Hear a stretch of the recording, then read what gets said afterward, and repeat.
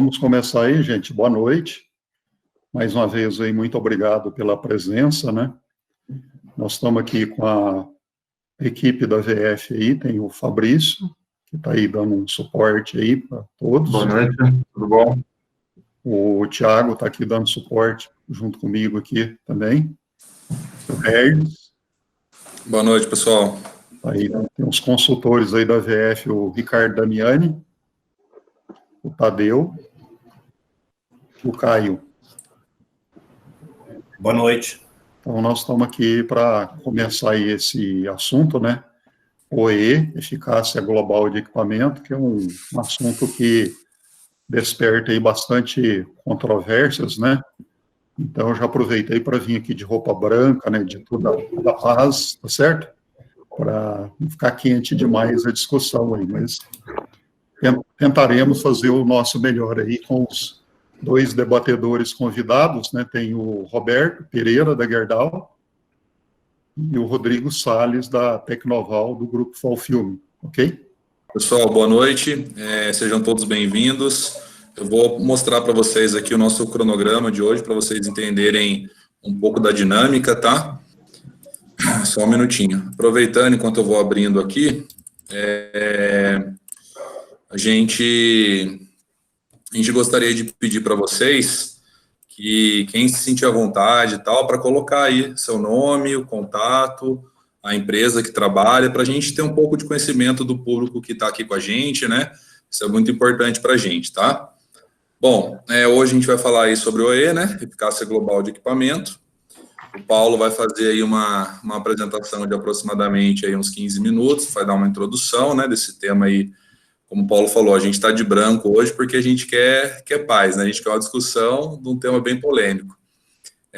O Roberto, ele vai dar um pouco, compartilhar com a gente um pouco da sua experiência com o tema. Na sequência, o Rodrigo Salles vai também compartilhar com a gente seu conhecimento. E aí, por volta das 7h35, mais ou menos, né, dentro do nosso cronograma, a gente vai começar a fazer esse debate, né? Então, a gente pede para vocês mandarem, conforme vocês forem tendo dúvidas, mandem para a gente no chat, eu vou estar olhando, e eu vou repassar essas perguntas, e a gente vai tentar responder todas, né, dentro aqui da nossa live, do nosso encontro, e as perguntas que a gente porventura, não der tempo da gente responder, até para respeitar aí o horário, né, para todos, a gente tem o nosso compromisso de responder para vocês depois no particular, né, para vocês não ficarem sem resposta. Por isso que a gente pede, inclusive, o contato de vocês. E aí, para finalizar, a gente tem as considerações finais, né, que são as nossas conclusões, tá bom? Uma boa live para todos e qualquer dúvida a gente está à disposição através do chat ali, pode fazer comunicação com a gente por ali. Tá legal? Uma boa noite a todos. Paulo, com você aí.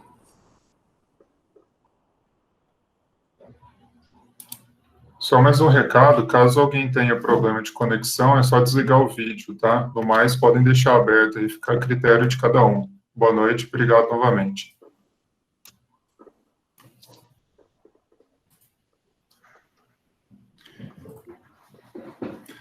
Vamos lá, então. Então, a Eficácia Global de Equipamento, né, OE, né, uma associação direta, é um indicador aí clássico de gestão de negócio, principalmente nos ambientes industriais, que avalia quão bem ou, eventualmente, quão mal você está aproveitando aquele ativo que você investiu lá um considerável dinheiro, né? Pode ser milhares de reais ou pode ser milhões de reais naquele ativo. Então, é um indicador, sob o ponto de vista de gestão de negócio, um indicador perfeito. Agora, primeiro você precisa medi-lo adequadamente, né? Dentro da metodologia Lean Six Sigma, né? Isso faz parte da análise do sistema de medição, ok? Então, a gente vai abordar agora nesse início, quais os conceitos básicos sobre o OE, né? Ele tem lá o índice de disponibilidade, o índice de performance e o índice de qualidade. Esses três indicadores, ou as três componentes dele, também pode ser chamado aí de ITO, né, Índice de Tempo Operacional, IDO, Índice de Desempenho Operacional, e IQA, Índice de Produtos Aprovados. Mas, assim, é o mais comum a gente chamar de índice de disponibilidade, performance e de qualidade, ok? Bom, aí, a maneira de medir corretamente o OE é baseado tudo em tempo. Então, você parte do tempo calendário. O que é o tempo calendário? Por exemplo, um mês de 30 dias, né? Por exemplo, de junho, você vai ter 30 vezes 24 horas, vezes 60 minutos na hora. Vai dar um total lá de 43.200 minutos. E, se você compra um equipamento, você quer que ele esteja produtivo. Quer dizer, você investiu um capital naquele ativo, você quer tirar o melhor proveito dele. Então, você, descontando alguns tempos, que daqui a pouquinho nós vamos ver no slide mais à frente, lembrando, né, esse material vai estar disponível para você, a gente pretende postar amanhã, lá no perfil da VF no LinkedIn, e nas redes sociais nossas aí. Então, você tem lá, descontando do tempo calendário, alguns tipos de parada, manutenção preventiva, planejada, tempo de reuniões, tempo de refeições, você vai ter o que a gente chama o tempo planejado. Depois disso, você, tirando aí algumas paradas, que a gente vai ver, paradas do mundo real, quebra do equipamento, falha, tempo de setup, ajuste, reinício, falta de pedido, você vai ter o que a gente chama lá o tempo disponível. O tempo disponível dividido pelo tempo planejado vai dar o primeiro indicador, que é o da disponibilidade. Então, logicamente, vão ser um valor, um número inteiro, né? Um número entre 0 e 1. E depois, da mesma forma, você vai ter o índice de performance e depois o índice de qualidade. Para obter o valor do OE, você vai multiplicar esses 3 indicadores, são números inferiores a 1, e depois, no final, você multiplica ele por 100 para representá-lo percentualmente, ok? Vamos em frente. Então, aí tem nesse slide, né, tem aí o que normalmente é a maneira mais clássica de medir o OE. Mas, como eu já antecipei, né, existem algumas controvérsias dessa maneira aí. Mas vamos lá, você tem um tempo calendário, você diminui aí para calcular o tempo planejado, a manutenção preventiva, tem empresa que chama manutenção planejada, do mês seguinte. Então, quer dizer, até o final de maio, eu tenho que saber quantos minutos eu vou ter de manutenção planejada no mês de junho. Então, por exemplo, se eu faço 2 manutenções preventivas de 4 horas, então vou ter 8 horas de manutenção preventiva.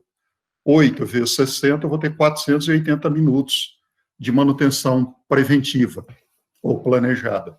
Refeições, né? Aí tem uma polêmica, mas na fórmula, se todo mundo fica ausente nos períodos de refeição, seja um almoço, jantar, um lanche, poderia ser descontado esse tempo. Mas aí há questionamento que você comprou um equipamento para operar durante 24 horas.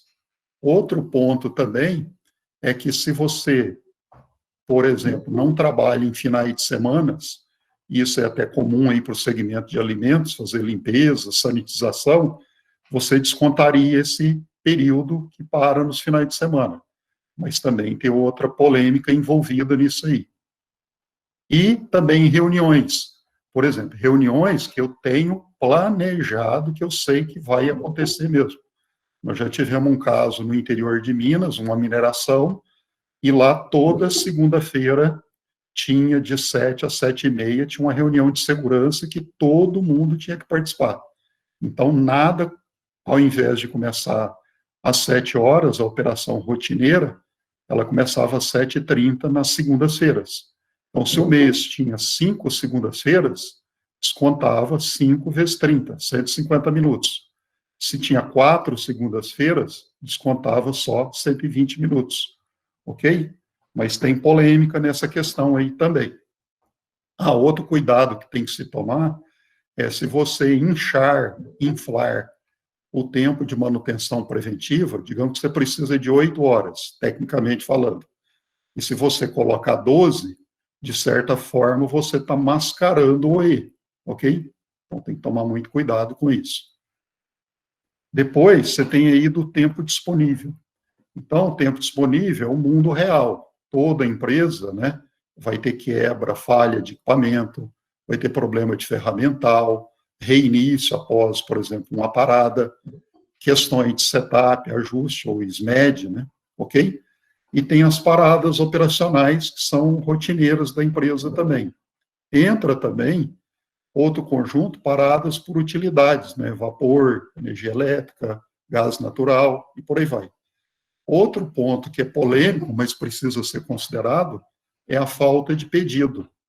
Não pode descontar, não poderia descontar no cálculo do OE a falta de pedido, porque a empresa precisa trabalhar também para aumentar vendas, né, ter todo um esforço de vendas para não ter período parado por falta de pedido. Afinal de contas, você comprou um equipamento, pagou caro por ele, para ele ter o máximo desempenho dele.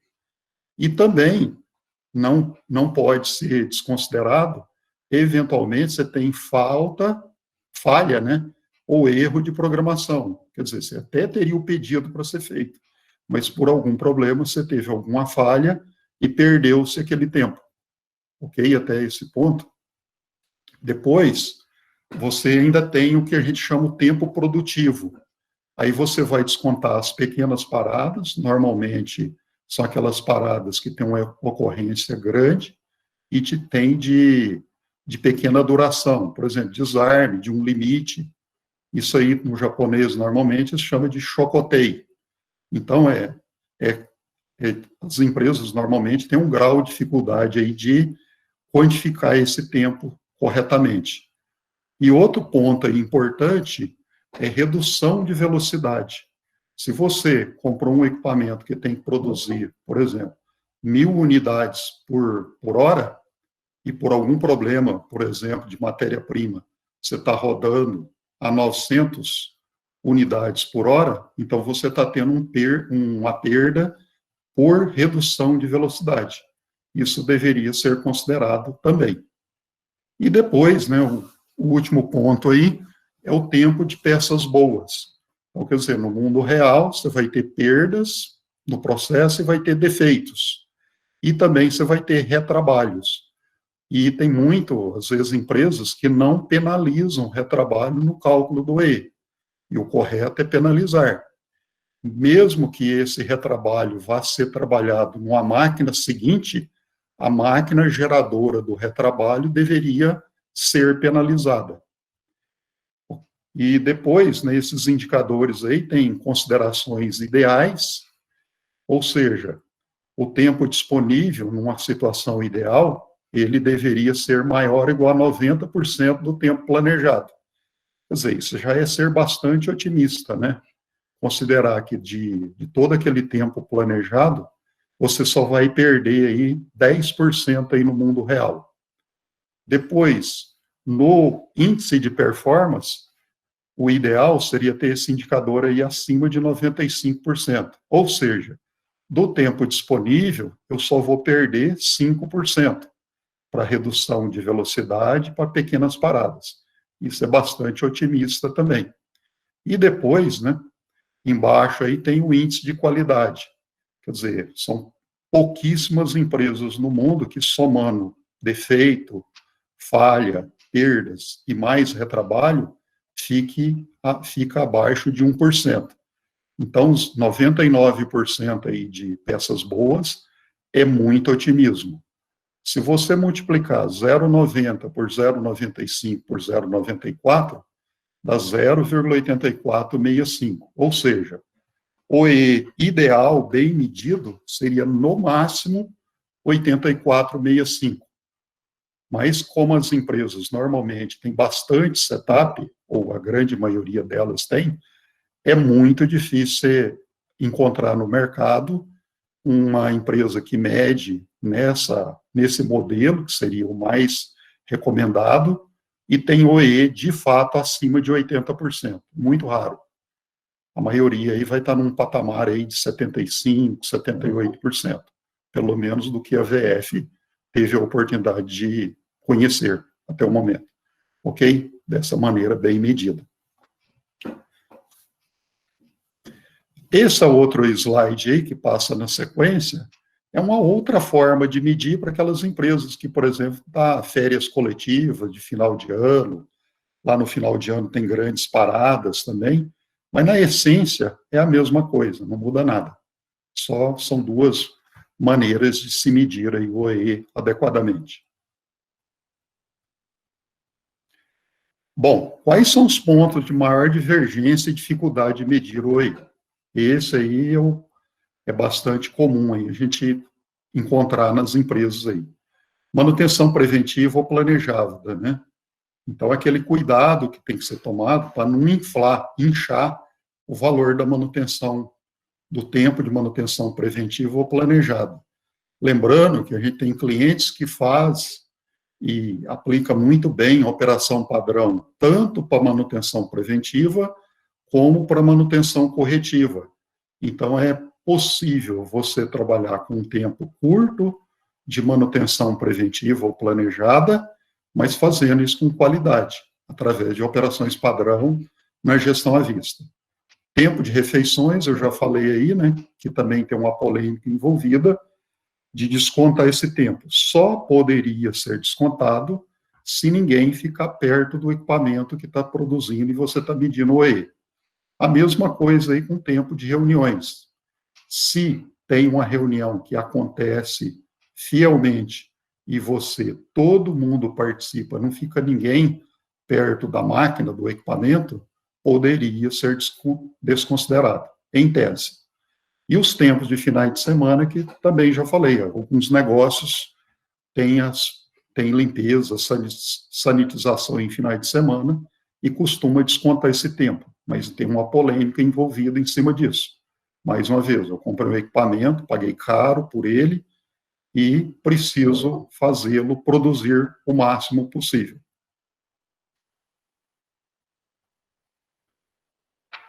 O tempo disponível lá do mundo real, aí que entra grandes dificuldades de medir adequadamente.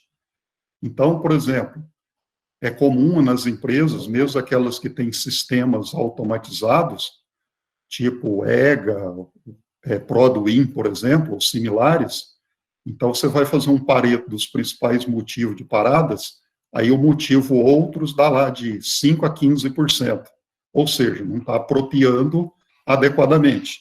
Lógico, tem muitas empresas que também trabalham com planilhas Excel, e, se bem feito, é possível fazer bem feito essa medição, mesmo com Excel. Outras dificuldades comuns é o tempo real de duração do setup, né, o SNED, ou troca rápida de ferramenta. Aqui esse tempo de ajuste após o setup, troca de ferramental, que às vezes tem empresas que usam algum tipo de ferramental, reinício operacional, seja após uma parada de fim de semana, limpeza, sanitização, uma parada operacional que demorou muito, você precisa reaquecer o equipamento. E há casos, né, de desconsiderar os tempos relativos à falta de pedido, vendas abaixo da capacidade nominal do equipamento. Nós, VF, consideramos que isso não é a melhor abordagem, né? Se não está tendo venda, está faltando pedido, tem que ter um esforço da empresa, né? Eu não falo só da comercial, eu falo de todo mundo, né? Da própria qualidade, de ter um produto legal, da logística, de ter uma entrega legal, e todo mundo esforçar para vender, para ser o diferencial em relação ao mercado. Então, é necessário penalizar a falta de pedido para a empresa como um todo se esmerar para resolver essa situação e aproveitar ter o retorno do investimento que foi feito naquele ativo. Outra coisa comum, né, lá no tempo produtivo, é a redução da velocidade. Aquilo que eu falei, se você tem lá 1000 unidades por hora, por exemplo, então, se você está trabalhando num ritmo menor do que aquele que está lá no seu manual, ou na especificação do equipamento, você deveria somar esses tempos que houve redução da velocidade. Só que isso traz uma dificuldade muito grande, né? Imagina que você teve uma redução agora, daqui 5 minutos normalizou. Passa um período, você teve outra redução por 8 minutos. Passa um período, você teve outra redução. Você teria que ter esse somatório todinho para calcular.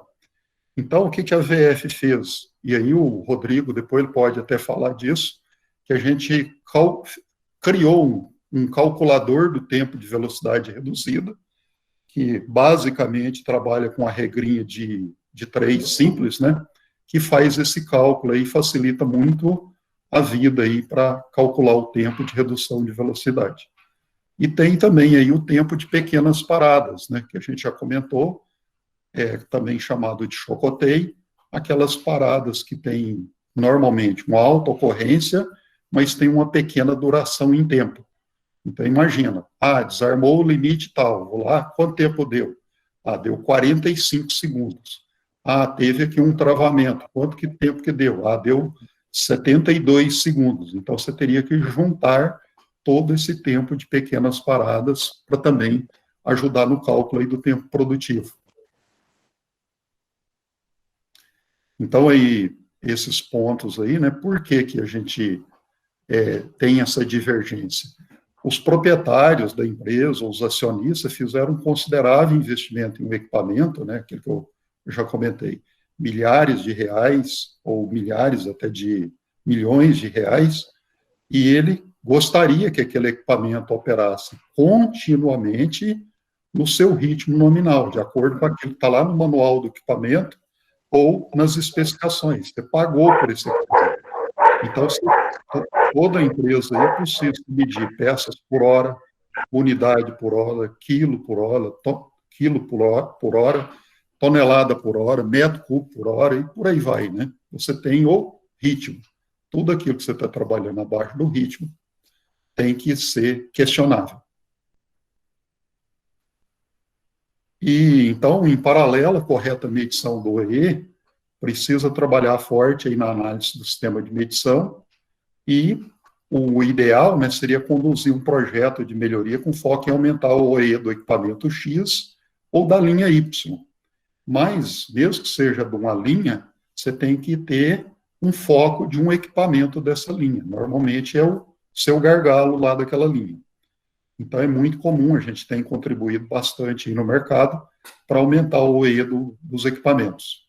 A gente já conseguiu, num segmento de mercado aí de embalagens, PET, eles tinham lá 7 linhas de produção, tinha em 5 linhas tinha um projeto de melhoria, eles não tinham nada de medição de OE, fizeram planilhas, o patamar deles estava em torno de 25% a 32% de OE, conseguiram subir para um patamar lá de 60%, 68%. E eles, na época, tinham dificuldade de cumprir entregas dos clientes. E com isso aí ajudou bastante para eles lá. Outra coisa, poderia ser um projeto Lean Six Sigma tradicional, mas também tem a abordagem do Lean Six Sigma Kaizen Project, que a gente também tem trabalhado em alguns casos, e o que a gente às vezes chama de uma sequência infalível, né? Que seria uma estratificação por Paretos, FTAs, análise de árvore de falha, que vai ser motivo de uma próxima live da VF, planos de ações, né, o 5W2H, na live passada aí, 2 apresentadores, né, o Valdemir e o Alex Diego, apresentaram alguns modelos lá de plano de ação, controles, né, e quando a gente está falando controle aqui, a gente reforça muito lá, controle automático de processo, operações padrão, trabalho padronizado, OKIOQ, manutenção preventiva, planejado versus realizado na gestão à vista, linha de tempo, parada e partida, logicamente, é tolerável, né, ter lá procedimento, instruções de trabalho, checklist, mas esses controles são mais frágeis em termos de perpetuação de resultados. Bom, independente da escolha da abordagem, os pontos de atenção são, né, ter uma equipe multifuncional muito bem engajada, E quando a gente fala multifuncional, não pode esquecer dos executores, né? Um ambiente industrial, operador, mecânico, ajudante, eletricista, pessoa da instrumentação, não elitizar a equipe de melhoria. A gente precisa do compromisso de todo mundo e ter um forte senso de execução, fazer a coisa acontecer. Já falamos bastante aí da análise do sistema de medição do OE e de suas componentes, muito e correta, né? Utilização de estratificação por Paretos, até para você ver o que você vai atacar de maneira geral. Você pode fazer Paretos pelas componentes do OE, né? Disponibilidade, performance e qualidade. Trabalhar bastante com análise de árvore de falha e trabalhar também com controles bem estruturados, já tinha citado anteriormente. E levar isso aí para a gestão à vista. Se não levar para a gestão à vista e bem perto dos executantes do processo, não vai haver perpetuação. E, logicamente, você precisa treinar as pessoas. Uma maneira muito prática de fazer isso é o treinamento no posto de trabalho, né? On the job training, ok? Então, era isso que eu queria fazer aqui, né? A VF queria fazer de introdução, ok? É um assunto que desperta aí questionamentos, mas a gente passou aí, tentou passar da maneira que a gente recomenda que seria a mais correta. Logicamente, cada empresa tem a sua história, ela tem a sua maneira de medir, a gente não entra nesse mérito. Mas se a gente está ajudando uma empresa que está começando, digamos, do zero, essa seria a abordagem mais indicada para se medir o OE. Que se você medir o OE de uma maneira inadequada, você pode tomar uma decisão de investir, né, às vezes milhares de reais, mas você ainda teria um gap lá de OE para ser explorado. Então tem que estressar o equipamento mesmo, até o limite dele. A hora que chegar naquele ponto lá, digamos, perto de 80%, 82%, se medido dessa forma, aí você tem que falar, não, agora eu poderia partir para um novo investimento. Eu já esgotei tudo o que eu tinha que fazer. Eu já vivenciei um caso na Votorantim, quando eu trabalhava lá, que o pessoal queria fazer um investimento lá de 5 milhões de dólares numa linha de abastecimento de mineração lá dos britadores primários. Queria 5 milhões de dólares. Só que o equipamento era para dar 1.000 toneladas por hora. Ele estava dando 800. Só que eles foram pedir a pessoa errada e a pessoa era um black belt muito bom. Ele falou, vocês vão estressar o equipamento lá, depois a gente conversa. Eles fizeram o equipamento dar 1.100 toneladas por hora, com investimento de 25 mil dólares. Pouca diferença, né? Quer dizer, o equipamento, ele pediu para ver os manuais do equipamento, o equipamento foi comprado para dar 1.000 toneladas por hora, estava dando 800 toneladas por hora. O pessoal queria 5 milhões de dólares para investir. Foram feitos investimento de 25 mil dólares, uma diferença razoável, ok? Então era isso, agora eu chamaria aí o Roberto primeiro para comentar aí durante 5, 8 minutos aí, depois o Rodrigo, e depois a gente parte aí para as perguntas e respostas, que vai ser coordenada aí pelo Hertz, ok? Obrigado aí pela atenção. Bom, pessoal, boa noite. Me ouvem bem? Boa noite, me chamo Roberto, trabalho na Gerdau Pindamonhangaba. Nos últimos 2 anos, muito próximo da VF, fazendo vários projetos, e alguns desses projetos foram focados em OE, tá? O Paulo estava falando um pouco sobre OE, o que estava vindo na minha mente era basicamente todas as encrencas na implantação do OE, em todas aquelas linhas lá. As discussões, os debates, e é um indicador, de fato, que gera bastante polêmica.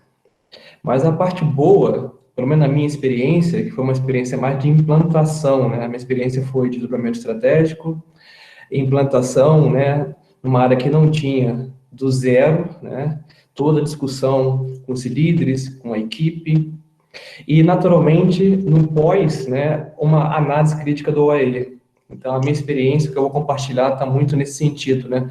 não muito naquela vivência do dia a dia de rodar o OE. Então, por isso, caso eu não saiba responder alguma coisa, tenho certeza que os especialistas podem me complementar.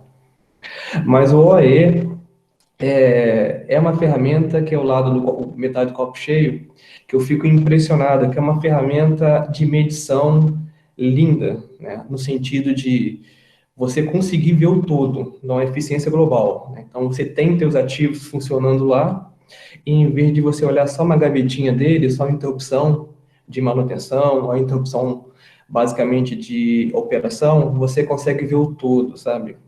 E esse olhar do acionista, você introduz na liderança uma visão de negócio. Então, muito mais do que uma visão de processo, que é importantíssima, mas uma visão mais ampla do negócio, você olhar como um todo, sabe? E o OE é uma ferramenta ótima para isso, você olhar o negócio, olhar o teu processo numa visão de negócio, né? E aí você estressa, né? Não só esse aumento de eficiência naquilo que é o dia a dia, as paradas de manutenção, as paradas operacionais, mas também em grandes oportunidades que surgem. Setups, por mim, todos esses tempos aí de refeição tem que penalizar o OE, porque isso é uma visão de negócio, né? E o acionista, ele comprou o ativo, que é o ativo funcionando no máximo, então isso tem que entrar para você poder ver as oportunidades, sabe? E aí o que vem na mente é muita oportunidade, né? Não foi nenhuma nem duas vezes que eu me deparei numa análise crítica de OE e a visão que eu tinha inicialmente, que o OE estava focado numa ineficiência operacional e não, tinha várias outras coisas envolvidas que o OE me permitiu ter essa visão, tá? Então, eu acho que é rico dessa discussão, tem várias regras de negócio na implantação, tem um contexto das áreas, mas o que é rico nessa discussão é que o OE é uma ferramenta fantástica para fazer realmente o ativo, né? Seja porque você comprou, ou seja porque é um gargalo seu, você estressar, envolver times multifuncionais e a quantidade de oportunidades é infindável. São muitas oportunidades. Quando eu falo, né, que vem na minha mente foi as discussões em setup, as discussões, coisas que geralmente a gente estabelecia como, não, já foi sempre assim, não tem como mudar. Então, se você coloca uma visão mais ampla, né, além de setup, as outras paradas em torno, né, da eficiência global, são muitas oportunidades que surgem, tá? São muitas mesmo, assim. Então, naturalmente, eu acho que o período mais rico desse debate vai ser nas perguntas e respostas, né? Mas o que vem na mente é que, na implantação, chegar numa área que não tem ou não tinha OEE, e começar do zero, discutir linha a linha de todos os parâmetros de medição de eficiência, categorizar paradas, né? Aí tem uma discussão ampla e profunda, né? No sentido de você olhar lá no teu ERP, né? Seguir toda aquela árvore de manutenção que está no SAP, que está em outros ERPs, e conseguir transpor isso daí para dentro do OE. Você conseguir colocar regras de negócio em relação a paradas preventivas, né? Então, se o equipamento está parado, o mecânico foi lá, apertou uma porca, já conta como parada, né? Se você acabou a horada preventiva e você não cumpriu essa horada preventiva, isso tem que penalizar, né, o determinado indicador. Todas essas discussões em torno, e mais uma vez, na minha mente agora está vindo um monte de situações reais que nós vivenciamos lá, mesmo com todas essas discussões, o saldo é positivo no sentido de ter essa ferramenta, tá? Assim, se eu sou um diretor, né, nenhum investimento é aprovado sem o estresse do OE.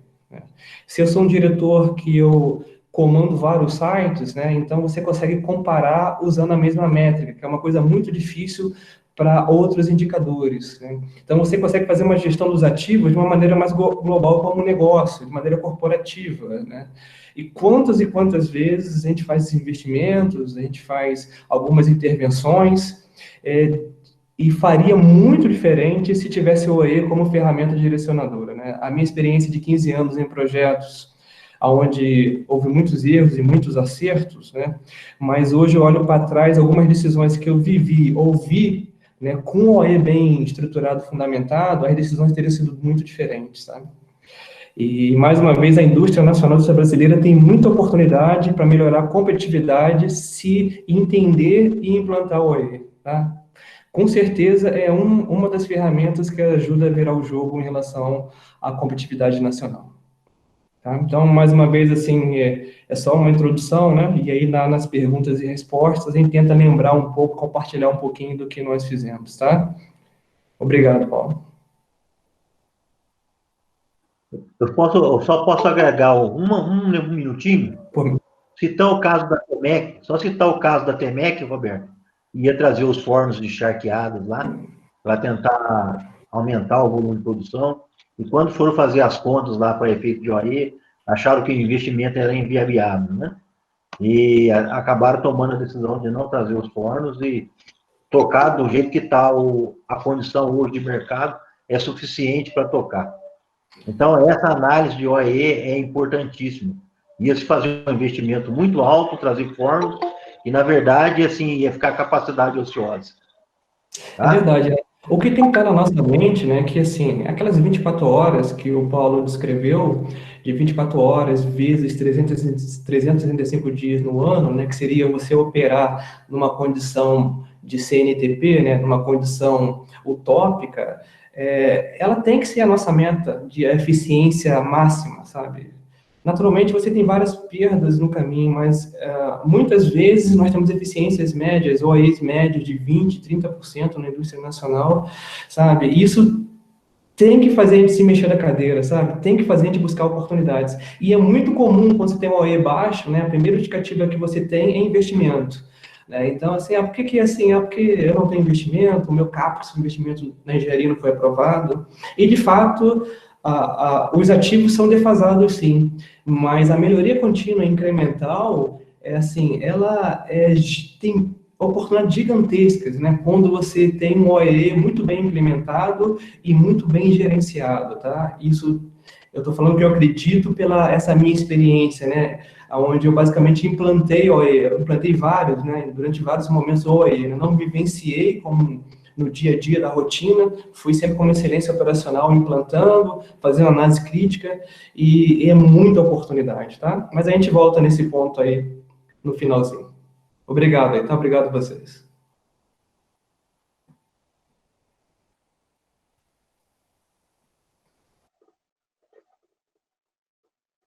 Obrigado, Roberto. E agora a contribuição aí do Rodrigo, aí, que vivenciou isso aí bem na prática mesmo, lá no Gemba, né? Boa noite a todos, espero que todos estejam me escutando legal aí. É o seguinte, a minha vivência com o OE foi uma vivência um pouco, na verdade eu não posso falar que foi, é uma vivência bem crítica, bem conturbada também. Sou Rodrigo Salles, né, trabalho na Tecnoval Laminados, nós fabricamos aí embalagens flexíveis para alimentos. De repente alguém aí é cliente nosso, ou de certa forma fornecedor também. Fazemos parte de um grupo grande, que é o Volgru, e estamos aí no mundo inteiro, né? Brasil, várias plantas, e eu trabalho na unidade de Lorena, e nós fazemos embalagens flexíveis, e a sequência nossa, né, a produção desse ramo, ela se divide basicamente em 3 partes, que são os processos de impressão, o processo de laminação e o processo de corte, com algumas variáveis, e depois temos aí os processos que nos apoiam, né? Controle de qualidade, manutenção elétrica, manutenção mecânica, estoque, almoxarifado e assim por diante. E o que motivou lá atrás a escolha de fazer um grupo de melhoria para a OE, né? Eu conheço o Paulo há bastante tempo, fiz o Yellow Belt lá atrás, depois Green Belt, Black Belt, e no Black Belt a gente teve a ideia de escolher aí fazer um grupo de OE, porque o que a gente percebia, né? O que o Paulo percebeu também, inclusive, foi uma ideia que partiu bastante dele. Eu também era bem crítico em relação ao OE. E, em parte, às vezes, é porque a gente também não conhece a ferramenta. Mas, com o tempo, né, o Paulo conseguiu me convencer, e eu comecei a buscar, a analisar como que a fábrica estava, de verdade, né? Como que as coisas funcionavam efetivamente. Para vocês terem ideia, isso começou lá em 2014, faz bastante tempo. E daí a gente foi, né, seguindo a sequência do PDCA, do DMAIC, né? Qual que foi a ideia? Vamos começar, fizemos o contrato de projeto, e depois vamos fazer a análise do sistema de medição, o MSA. Aí foi a nossa primeira cruz, né? Porque a gente começou a discutir muito sobre o tema, porque é muito difícil fazer medição de OE. E no início, eu não estava focado em um equipamento só, nós estávamos focados em vários equipamentos, e equipamentos diferentes. Então, conforme a gente foi começando a fazer as medições, a gente descobriu que em alguns equipamentos, a soma de hora do equipamento parado, mais o tempo do equipamento rodando, ela ultrapassava 24 horas em um dia, para vocês terem ideia. Então, o que a gente já descobriu de início, né? Que o dia da máquina nossa estava com 25 horas, às vezes. Então, o que lá atrás a gente começou a fazer? A gente teve que começar a consertar isso aí, né? Melhorar os dados, né? Melhorar as informações e fazer com que essas informações fossem informações positivas para a gente. E eu digo assim para vocês hoje, olhando a Tecnoval, ainda estamos melhorando as informações, porque é muito complexo fazer o cálculo de OE, não é simples, principalmente, como o Paulo falou, né, quando a fábrica já está rodando, é uma coisa, quando a fábrica vai partir, eu acho que é outra também, você consegue cercar mais, e a fábrica não para, né, a fábrica Tecnoval, por exemplo, roda 24 horas, 7 dias por semana, e o ano inteiro a gente tem poucas paradas. Então, começamos a definir algumas coisas. E daí, o que aconteceu? A gente descobriu que a gente não tinha um planejamento legal, não o planejamento da fábrica como manutenção preventiva, por exemplo. Mas não a organização da preventiva. Nós não tínhamos o tempo separado para manutenção preventiva por máquina. Então, o que acontecia? Às vezes, a gente combinava de parar uma máquina, e a máquina ficava parada 10, 15 dias, mais ou menos. Então, normalmente, era o tempo esperado. E lá atrás, o que o OE nos fez perceber? Que nós precisávamos programar as paradas, a gente precisava ter um tempo padrão para as paradas, e quando você começava a pensar no tempo padrão, o que nos remete? Nós temos que saber o que a manutenção faz na máquina. Então, a manutenção também precisa ter uma sequência da máquina, uma sequência de manutenção para fazer, e a gente também precisava medir o tempo. E o que a gente descobriu, né? Se a gente for fazer uma manutenção igual fazíamos antes, nós não conseguiríamos ter a máquina parada por tanto tempo. Então, o que percebemos também? Tem algumas peças ou algumas partes da máquina que não precisa ser mexida todo mês, por exemplo. Então, ela pode ser escalonada, eu posso mexer uma vez a cada 3 meses, e isso foi fazendo com que nós também nos organizássemos em relação a uma manutenção preventiva ideal. Então, assim, puxando a história, hoje, para vocês terem ideia, em relação à manutenção, nós temos a preditiva, que nós não tínhamos, nós temos a preventiva programada por equipamento, que são 8 horas por mês, no processo de impressão e no processo de laminação, e a cada 2 meses no processo de corte. Isso a gente está fazendo a medição ainda, para ver se atende, e também para a gente não correr o risco de ter uma corretiva no meio do caminho e a máquina ficar mais tempo parada do que a gente espera. Então, com isso, o que aconteceu? O nosso tempo de corretiva também diminuiu, porque nós também começamos a ficar mais assertivos nas manutenções. Então, a gente começou a cercar mais isso, e acabou que as corretivas, elas diminuíram bastante, acaba tendo um problema ou outro quando dá alguma coisa pontual, né? Mas por desgaste de equipamento, assim, foi muito difícil. Então, hoje a gente consegue fazer isso de uma maneira mais tranquila, né? E faz realmente a preventiva funcionar. Só que quando a gente entra nessa questão, o que entra imediatamente, né? Que inclusive é uma discussão interna nossa lá muito grande.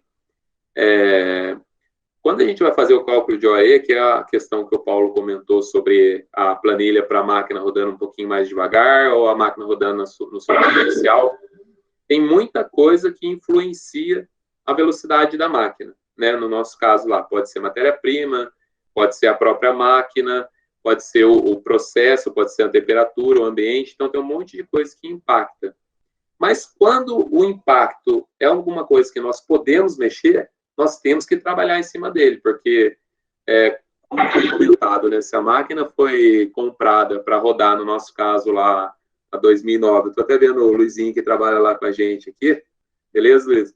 A máquina, ela tem que rodar a 450 metros por minuto. Se ela não roda a 450 metros por minuto, precisa haver um motivo. E esse motivo precisa estar claro. Agora, imagine o seguinte, esse motivo é um motivo de manutenção, um problema na máquina. E daí, o cara da manutenção pega e fala para mim assim, Rodrigo, eu posso resolver o problema da máquina, mas a gente vai ter que parar a máquina e ficar parado 2 dias. O que você prefere? Ficar a máquina parada 2 dias ou rodar 2 dias a 300 ou 250 metros? Olha para vocês verem, tá vendo? Como é complexo fazer essa medição do que é mais importante, porque no final a gente tem que pensar na empresa como um todo. Então é lógico que não vale 2 dias de máquina parada, então a gente tem que continuar porque a gente tem que entregar para o cliente também. Então essas discussões sobre preventiva, corretiva e a máquina rodando não na sua velocidade máxima, já é um grande desafio para a gente fazer essa medição certinho, para depois você ter um resultado no final do mês, ou algum calculador, né, para falar assim, gente, a gente perdeu isso, porque a máquina está rodando devagar. Tanto que até nos nossos indicadores, a gente ainda não considera, no caso do indicador da manutenção, não considera a máquina rodando com o seu potencial abaixo do esperado. Mas, para vocês verem, é uma discussão que a gente está tendo há muito tempo. Mas muita coisa a gente já conseguiu transformar nisso, né, e mudar. E daí, dando continuidade, né? Uma coisa que o Paulo comentou também. Quando a gente começa a perceber a máquina e o tanto que ela pode produzir, a gente começa a perceber que a gente pode tirar mais. Quando a gente percebe que a gente pode tirar mais e tira mais efetivamente, o que acontece com a máquina? Às vezes a gente vai começar a ter ociosidade na máquina. Porque a máquina ela conseguiu atingir a demanda que o processo anterior dá também. Por exemplo, né, hoje a gente tem uma máquina que ela lamina produtos exclusivos de uma Flexo, que é do processo de impressão. Se o processo de impressão der uma parada, essa máquina vai parar junto. Então, quem vai ser penalizado, né? O Paulo comenta, e às vezes a gente tem que dar um chute na canela do responsável do processo anterior. E se a gente descobre, por exemplo, que o comercial, né, o departamento de vendas, tem que começar a vender mais, a fábrica, ela começa também a puxar isso. Então, olha para vocês verem, né? A produção, a máquina, o operador da máquina, ele influencia até o departamento comercial. Sem o OE, a gente não consegue ver isso nunca. E a gente não percebe e também não consegue aproveitar o potencial da máquina. E daí, né? Daí tem outro exemplo legal aqui. Parada para refeição.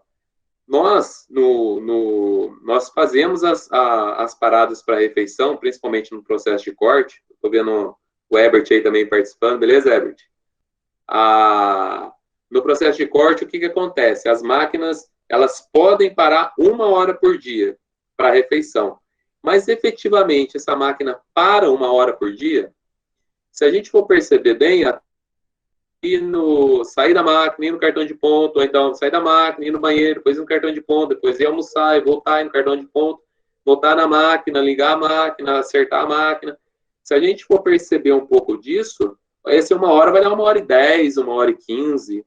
E o impressionante é o seguinte, o processo de corte, no nosso ramo, é o processo que mais para. A máquina fica parando constantemente para troca de bobina, troca de canudo, emenda que tem que fazer. Então, o que acontece? Como que eu vou conseguir ganhar no processo de corte? Diminuir parada de máquina. Como que eu calculo esse tempo que a máquina está parada? Fazendo o cálculo do OE. Então, eu vou conseguir, pela disponibilidade aqui, que é pelo cálculo do ITO aqui, saber quanto tempo eu tenho dessa máquina disponível. Eu, observando isso, eu vou conseguir descobrir, depois é lógico, faz o Pareto, qual tempo está impactando mais nessa máquina parada. Por exemplo, pode ser uma troca de canudo, pode ser um setup, pode ser um acerto. Então, hoje, a gente está esmiuçando muito mais isso. Hoje, a gente está chegando no detalhe. Parece que eu vi o Giovanni aí também, ele trabalha com a gente lá num departamento novo, que é engenharia de processo, e hoje a gente está numa parceria muito legal, porque o que acontece, né? A engenharia de processo está focando hoje em performance no processo de corte. E a produção hoje, né, através do Herbert, que está com a gente, hoje é especialista até, a gente deu uma missão para ele, inclusive essa missão começou ontem, a gente está formando um grupo de melhoria, e o foco nosso hoje na rebobinadeira em relação à produção é tempo de máquina parada, é diminuir o tempo de máquina parada.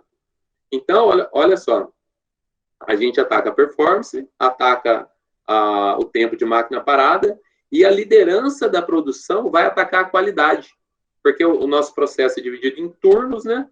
E esses turnos têm turmas, e cada turma tem o seu líder. Então, o líder da turma, ele vai ser mais responsável pela qualidade. Então, a ideia, no final, é a gente olhar um OE no final do mês e falar assim, gente, a gente conseguiu, mas não foi o Rodrigo que conseguiu, não foi o Herbert que conseguiu, não foi o Giovanni que conseguiu, foi o grupo inteiro que conseguiu. E daí a gente começa a perceber isso.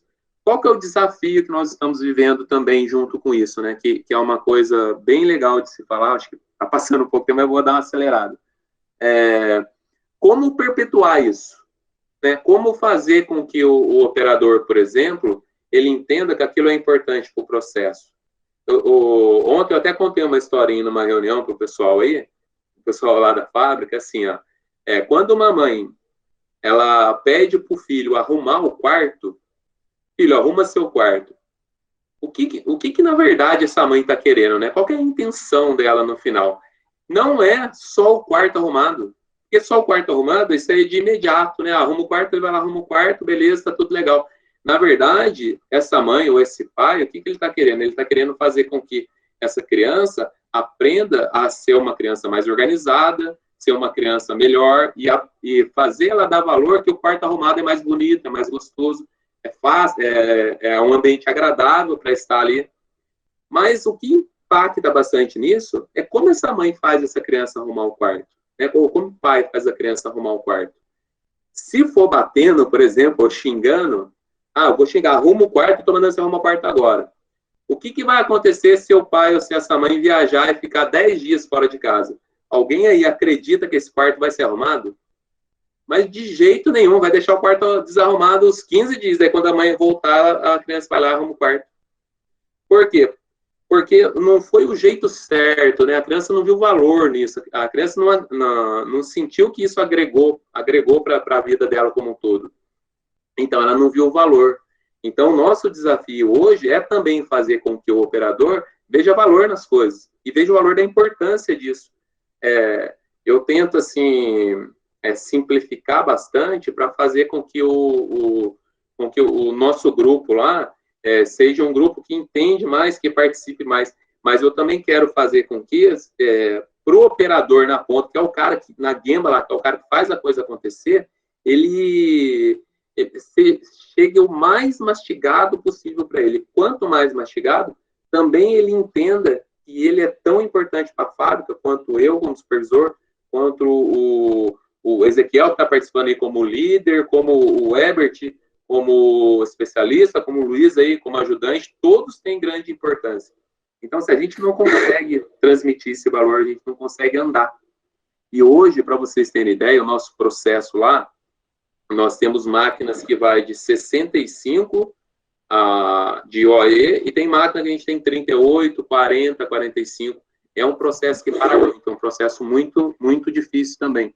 Mas hoje, para vocês terem ideia, até essa semana eu estava conversando com o Pedro, que é o nosso coordenador lá da engenharia de processo, que é um cara muito bom também. Ele trouxe para a gente a ferramenta do Power BI, que eu acho que tem bastante gente que usa aí. É uma mão na roda para a gente, a ferramenta até. Estava conversando com ele que os investimentos daqui para frente em máquina, eles vão ser fundamentados no OE que a gente tem no processo. Então, assim, a gente não compra mais máquina à toa. A máquina, ela está performando no que ela pode performar? Se não pode, a gente vai trabalhar em cima, trabalhar em grupo, em conjunto, para fazer com que as coisas aconteçam efetivamente lá. Acho que falei um pouquinho demais, vou parar um pouco, gente. Se alguém tiver alguma pergunta, a gente tenta responder também junto com o Paulo aí, tá joia? Bom, primeiro aí agradecer também o Rodrigo, né? Agradecer a contribuição também do Roberto. E agora, né, eu já vi no chat aí que tem algumas perguntas, então o Regis vai coordenar aí o direcionamento aí das perguntas, ok? Os dois convidados debatedores. Se necessário, eu posso entrar aí para dar alguma contribuição também, mas preferencialmente dos debatedores aí.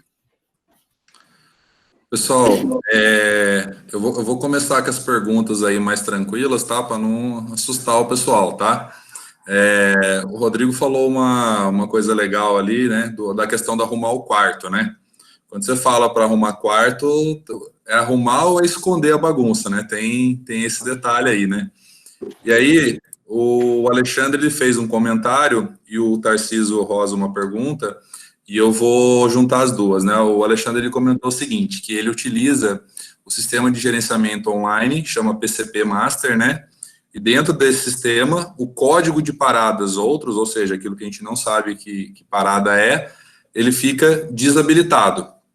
E a pergunta do Tarcísio é o seguinte, pode considerar errado falar e medir em disponibilidade de equipamento ou linha de produção? Ou seja, eu posso esconder isso? Eu posso esconder esse código outros, deixar ele desabilitado? O que vocês podem dizer para a gente disso aí, né? Que é a história do colocar a bagunça debaixo da cama, né? Maquiar, né? Eu respondo ou o Roberto responde? A gente gostaria que os dois respondessem. Começa aí, Ricardo, eu vou na sequência. Tá, joia.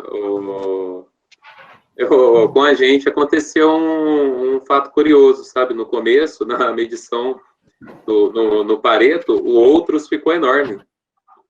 Mas ficou enorme mesmo. Então, nós tivemos que dividir e criar mais código. Na verdade, eu não acho vantagem esconder outros, não, porque senão a gente cria muito código. E lembra que eu comentei sobre tentar deixar o mais mastigado possível para o operador? Como a rebobinadeira, hoje, falando do processo de corte, é um processo que a gente está brigando por segundos lá, o operador ele não vai saber todo o código de cabeça. Não tem jeito. E são muitos, né? Hoje lá nós temos os códigos que mais repetem, mas para vocês terem ideia, tem mais de 50 motivos de parada. Então, não dá para ser tão detalhista assim. Então, é lógico que a gente vai preferir atacar no maior primeiro, onde está aparecendo, e depois vai dividindo outros. Mas eu não quis tirar porque senão o operador vai perder tempo procurando o código para lançar lá. Então, isso não fica muito legal, não. Eu acho que tem que deixar o outros até que ele não seja relevante. No nosso caso, inicialmente era, mas depois a gente acabou desmistificando porque precisou muito treinamento para que o operador lançasse o código certo, entendeu? Então, a gente precisou pôr na cabeça dele. A gente percebeu que alguns códigos, eles se repetiam sempre. Então, fazer o cara usar mais o mesmo, porque às vezes, imagina, no processo de corte são 80 pessoas, mais ou menos. Então, é lógico que tem gente que vai pensar de um jeito, outro vai pensar do outro, e é difícil acertar isso aí. Então, a responsabilidade, imagino eu, que é da gestão. A gestão tem que deixar o mais fácil, o mais mastigado possível para o operador acertar. Tá joia? Alô, Roberto. Falando um pouco sobre a minha experiência com código foi assim, primeiro, né, antes de a gente implantar um sistema de gestão de paradas, né, ou gestão de lançamentos, a gente tinha um método muito manual ainda, basicamente era uma planilha de Excel, tá? Eu estou falando de uma experiência que eu vivi no forno elétrico há uns 5 anos atrás. E o forno elétrico é um equipamento muito complexo, né, numa série, é o principal equipamento de uma indústria siderúrgica mini mills, como é o nosso caso, e é um equipamento que faz a cada 1h30 100 toneladas de metal líquido, então você já imagina a complexidade, né, com muita energia elétrica e muita energia química, assim. perigoso, né, para os colaboradores, tem vários procedimentos e controles, e naturalmente tem uma tabela muito grande de códigos, né, de identificação de ineficiências, tá? Então, o que a gente fez? A gente pegou o Excel dele, a gente conseguiu montar um sistema, né, que deixasse isso uma forma mais oficial dos lançamentos. E a primeira coisa que nós fizemos foi tentar fazer um código de paradas que tivesse no linguajar ou no jargão dos próprios operadores. Então, o que a gente percebia? Várias paradas que era a mesma parada, no caso de parada, né, que eu estou falando, mas cada um apontava de uma determinada forma, né? Então, você entender qual é a forma que mais se adapta ao jargão dele, criar uma lista suspensa para facilitar essa procura, em vez de procurar no manual 50 códigos, uma lista suspensa com as paradas mais recorrentes, né? E, naturalmente, as super recorrentes, mecanismo de karaokê, né? Então, em vez de digitar, já tem flags do lado lá, com o top 5 das paradas que mais ocorrem, e ele só flaga, tá? Isso foi um aprendizado nosso. Mas aí, é claro, com esse refino, né, a conta outros, ela parece enorme, a conta outros, né? Então, a conta outros existe, né, mas no início foi uma conta que começou muito grande, mas com todo esse refino, a gente percebeu, na verdade, que outros era usado para quando eu tinha incerteza sobre o que estava acontecendo. Então, quando a gente refinou e adaptou para o jargão, boa parte dessa incerteza acabou, né? E a gente começou a trabalhar outros como exceção e não como regra, né? Então, você faz essa gestão para regra e não para exceção. E aí, o outros caiu, a gente começou a entender essas exceções e aí começou a refinar e avaliar se elas tinham que ser categorizadas ou não, tá? Mas, via de regra, geralmente, quando não tem gestão, a conta outros aparece no início do Pareto. Isso serve tanto para OE quanto para custos e assim vai. Tá? Mas quando você começa a fazer gestão sobre isso, é uma conta importante de ainda permanecer, mas tem que estar em formato minimizado. Uma conta outros, que está no seu top 5, não é outros, tá? Então, assim, você não... Então, mas isso, ela vai ser um efeito colateral dessa gestão em relação à forma que você estabelece o código ou o lançamento desses códigos, tá? Então, essa foi a minha experiência aí nessa conta outros. Minimizar ao máximo, tá? Entendê-la e minimizar. E já aproveitando o gancho dessa pergunta, o Salvador fez a seguinte pergunta, acho que é bem pertinente. E onde a gente vai computar a sucata, visto que ela não entra no indicador de qualidade? Como é que vocês podem falar de sucata para a gente aí nesse sentido? Oi? Posso dar uma contribuição? Pode, Lá no pezinho, né, do cálculo de peças boas, está lá perdas. Perdas é qualquer tipo de perda. Sucata, paras, tudo é uma classe de perdas. Tem que penalizar, né? Tem que penalizar, sim. Mas aí eu queria ouvir a contribuição aí do Roberto e do Rodrigo. Rodrigo, eu vou começar, tá? Agora a gente inverte. Eu estou, mais uma vez, né, lembrando muito no meu contexto, tá? E estou tentando não tendenciar, deixar uma coisa mais ampla para o debate aqui da sala. Quando você está no nosso caso, quando você está muito próximo da expressão final de um produto, quer dizer, é um produto, é um processamento que basicamente já entregou um produto, tá? E isso não é uma regra na cadeia produtiva, né? Você tem as etapas anteriores da cadeia produtiva, você tem fundamentos de OE nesses equipamentos e eles não estão entregando um produto, estão entregando, na verdade, é um produto, mas está mais para uma matéria-prima semi-processada, sabe? Tá, então, quando você está na parte final, na minha visão, na minha experiência, é fácil, né? Então, se eu estou numa parte final que eu estou processando e entregando o produto, o refugo ali, ele tem que penalizar e tem que entrar naquela última perna do OE. Mas nos nossos processos de indústria de base, geralmente o OE está muito antes desse produto final, tá? Então, a peça que você produziu naquela etapa no início da cadeia, ela tem um lead time de 1 mês até ser inspecionada, sabe? Então, como você vai fazer isso penalizar o OE, sabe? 2 meses depois, sabe? Mas, nas etapas, você tem perdas nas etapas, né? As perdas podem ser um retrabalho, no meu caso, né? Então, se eu entrego, na primeira etapa, um metal líquido, que não é um produto final, eu tenho o quê? O que eu perdi do ponto de vista de retrabalho de composição química, no meu caso, no meu contexto, né? Tem outros elementos que geralmente o pessoal quando faz o OE, no nosso caso, não penaliza não, deixa a qualidade com 100% aí, isso não deve ser penalizado. E eu sempre briguei, sempre debati, briguei mesmo no sentido de perseverança, de ser penalizado sim. Por quê? Porque isso tem muito uma visão interna de visão de cliente, né? E não o cliente final, mas a visão de uma cadeia para outra. A cadeia subsequente, ela é um cliente. E se ela é um cliente, ela tem critérios, né, para poder receber o material que ela está recebendo, sabe? E isso tem que penalizar o OE da cadeia anterior, tá? Então, na parte final é mais fácil, né? Então, é um refúgio, um sucateamento, ele entra no OE e penaliza, tá? O retrabalho é uma discussão mais permanente, geralmente o pessoal não quer... não é fácil a aceitação do retrabalho, e eu sempre briguei, não, retrabalho tem que penalizar sim. Eu estou com a visão do negócio, tá? Mais uma vez, a visão do negócio. Assim, eu sou o acionista e eu quero o máximo do meu ativo, sabe? E a eficiência global. Se esse termo não é global, então não trate como global, tá?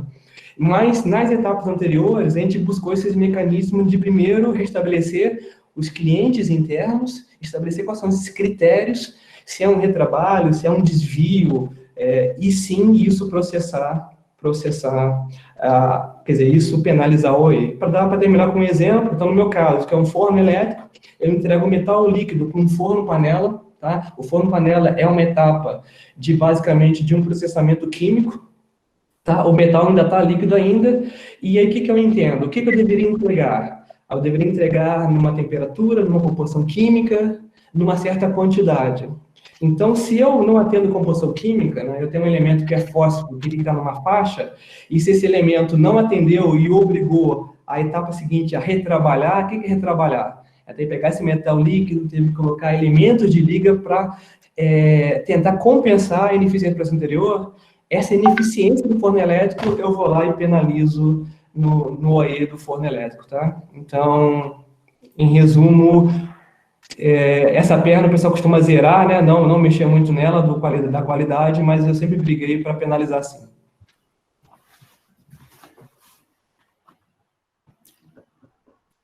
Próximo aí, Regis. Bom, o Beno Turner, ele mandou duas perguntas, né? A primeira é a seguinte, aí a gente ainda está falando de penalização, né? Acho que é o calcanhar aí de Aquiles aí do OE. Se o equipamento trabalha apenas um turno, ou seja, 8 horas por dia, as outras 16 horas devem ser penalizadas? Essa é a primeira pergunta dele. Tá? Se vocês puderem aí compartilhar aí, e depois eu faço a outra, que a outra vai gerar polêmica, então eu vou separar para o pessoal não assustar. Joga para o Rodrigo aí agora. Olá, Rodrigo. Para ser rápido também na outra pergunta que eu fiquei de responder, a sucata, ela deve ser penalizada sim, tá? Agora, essa nova questão aí tem a ver com o que está sendo planejado, né? Então, se foi planejado esse equipamento rodar apenas 8 horas por dia, não vai penalizar, porque vai cair lá dentro do planejado, como se fosse uma parada de inventário, uma parada de fim de ano, ou uma manutenção preventiva, não penaliza isso dentro da conta. Então, não seria penalizado, não. Agora, dentro dessas 8 horas, ele tem que performar bem, né? Aí, isso é dentro das 8 horas. Beleza? Mas é muito questionável isso, né? Por que você comprou um equipamento para funcionar um turno só? Então, você tinha que ter comprado um equipamento menor, uma capacidade menor. Isso é muito questionável, né? Um dono não vai aceitar essa justificativa nunca. Aí eu estou imaginando que a máquina rode 8 horas por dia, só não tem gente, né? Agora, se tiver gente para trabalhar, tem que rodar. Se a empresa roda 24 horas, tem que rodar, senão tem que penalizar mesmo, lógico. Tem que bater na canelinha do comercial e ajudar o comercial a vender. O equipamento é para rodar 24 horas, né? E, Paulo, isso foi uma coisa, né, que quando eu era gestor de pessoas, né, então eu estava na visão mais da rotina do dia a dia, né, eu tinha uma visão, de fato, de buscar a maior eficiência com aquilo que eu tinha. A maior parte da minha carreira migrou, então, para essa questão mais de excelência operacional, de projetos. Aí vem muito forte a visão do negócio, né, então a visão do negócio é assim, ó, criar esse indicador global para você enxergar essas oportunidades e cobrar cobrar quem tiver que cobrar, ou área comercial, ou não é, e estabelecer metas para essas coisas também, sabe? Então, assim, é uma mudança, o OE ajuda nisso, né? É uma mudança de visão mesmo, como você olha para o negócio, né? Então, isso é fantástico do OE também, de gerar esses debates e o OE fazer essas provocações, tirar o pessoal da cadeira um pouco, sabe? E sentar numa mesa, quebrar esses muros de PCP, né, SLP e comercial, industrial, sentar numa mesa e debater, extrair o máximo do ativo, extrair o máximo, mais uma vez, né, o EE tem uma premissa de responsabilidade, não é extrair o máximo, né, de maneira irracional, não. Atrás do OEE, como o próprio Rodrigo comentou, tem muita inteligência, né? Quando você começa a olhar, você usa a eficiência para extrair o máximo, né, do teu equipamento, utilizando menos recursos da maneira mais inteligente possível, sabe? Então, o OEE, ele tem que sempre buscar o global, para gerar as provocações e gerar o debate, tá? Essa é a coisa que eu acredito, pelo menos. De bola. Agora eu vou para uma que talvez seja um pouco mais polêmica, tá? Também é do Breno, ele mandou as duas juntas, eu que dividi aqui, tá? Considerando, né, uma mandrilhadora que faz a usinagem de peças diferentes. Então, ela usina a peça A em 20 minutos, a peça B em 30 e a peça C em 60 minutos. Nesse caso, é meio complicado medir peça-hora, né? Dependeria muito do programa de produção. Qual seria a forma ideal de medir o IDO nesse caso? Só aproveitando aí, a gente já esperava que tivesse muitas perguntas, né? Só que está surgindo muito mais do que a gente imaginava, o que é muito bom. Então, eu queria combinar aí com o Roberto e o Rodrigo, se a gente podia levar pelo menos até as 8h30, aí, umas 8h35, ok? Beleza? Podemos? Que é legal, a gente quer responder, né? É legal, o objetivo aqui é provocar esse ambiente de troca de informações, que é muito rico isso. O Brasil precisa muito disso, ok? Eu sugiro levar até as 9 horas, viu? Porque tem tema e tem pergunta, hein? Então, nós vamos tocar no barco aí, então. Obrigado aí. Vai lá, Rodrigo. Rodrigo e Roberto. Ô, Regis, peraí, deixa eu acertar. Ô, Regis, repete para mim a pergunta, só para mim. Vou repetir aqui, vamos lá. Considerando uma mandrilhadora, né, que faz a usinagem de diversas peças diferentes. Então, assim, ela usina a peça A em 20 minutos, a peça B em 30 minutos, a peça C em 60 minutos. Nesse caso, seria complicado medir peça-hora. Dependeria muito do programa de produção. Qual seria a melhor forma de medir o IDO nesse caso? É o seguinte, essa tem muitas variáveis, mas vamos começar por uma das variáveis importantes que ele falou. A empresa, ela precisa fazer uma de cada vez, ou ela pode fazer 10 de uma, 10 da outra e 10 da outra? Esse é um ponto. E medir peça hora a hora, é ideal você medir, por exemplo, um dia inteiro, 24 horas, quantas peças você produziu? Daí, deu 12,3 peças por hora. Vai dar número quebrado, não tem importância, mas o ideal é somar as 24 horas, porque depois você pode somar até o mensal. Eu, por exemplo, tem produto que a gente roda mais rápido e tem produto que a gente roda mais devagar. E hoje, a gente está no nível de medição de velocidade média e de vazão de produto. Mas isso não é a ordem de produção, a ordem de produção. Então, é no detalhe. Só que, assim, eu acho que uma outra coisa importante também que entra nisso é puxar também o PCP, né? A galera do planejamento e controle de produção, eles devem fazer uma programação onde esse equipamento pode ser melhor aproveitado. Por isso que a questão do OEE é legal, porque a produção, ela vai voltar uma cobrança para o planejamento de melhorar mais o seu planejamento. Eu, por exemplo, eu prefiro fazer produção em blocos, na impressão, na laminação e no corte, para mim ter o menor número de setup possível, porque setup é um tempo que impacta muito no meu OE. Então, o ideal é isso, só que assim, medição tem que ser hora ou mensal até, mas envolve um monte de coisa, né? Por exemplo, se uma peça demora 20, a outra demora 30, dentro desses 30, ou a outra que demora 60, né? Dentro desses 60 minutos, há alguma coisa que a gente pode fazer para diminuir esse tempo? Essa é a partezinha da produção. Eu não gostei da sequência. Então, a produção tem que informar o PCB que a sequência ela não está boa. Mas não é informar assim, formalizar isso aí, ó. Como uma sequência ABC é muito melhor do que uma sequência BAC, por exemplo. Então, o OE, ele nos ajuda a questionar também como que a fábrica está sendo programada, né? Qual que é a sequência disso? E a gente precisa cobrar isso. E é legal, né? Porque, você vê, sai lá do Gemba. O operador vai cobrar, poxa, eu faço uma coisa de 60 minutos aqui, eu vou ter que fazer um setup para me fazer uma de 20 minutos, e daqui a 3 horas eu vou ter que fazer um setup de novo para fazer de 60. Então, tá vendo? Acaba que um vai empurrando o outro e as coisas têm que começar a acontecer como um todo, né? Por isso que é global, a fábrica inteira tem que trabalhar no mesmo sentido. Beleza? Tentando contribuir aí, você está falando do IDO, está falando da performance. Então, por exemplo, se o seu padrão lá, o seu equipamento, no máximo, ele faz uma peça a cada 20 segundos, por exemplo, ou seja, 20 minutos, você tem que olhar isso no longo prazo, se ele está conseguindo fazer em 20 mesmo, que é aquele ciclo padrão dela.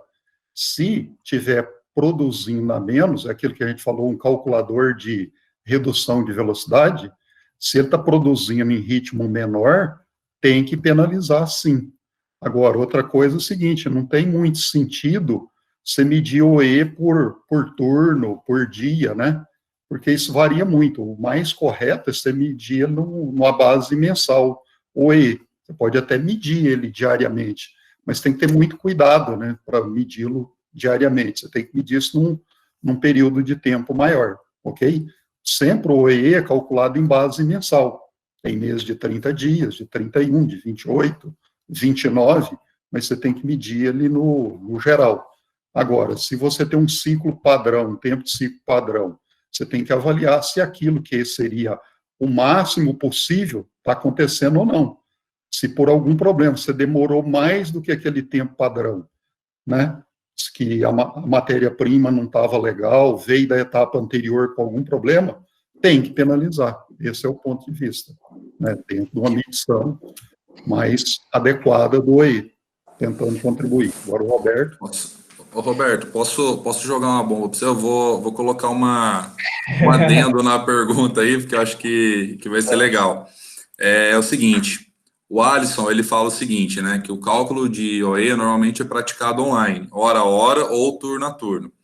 O que vocês fazem quando o defeito de qualidade só é diagnosticado dias depois? Por exemplo, alimentos onde há quarentena para análise microbiológica.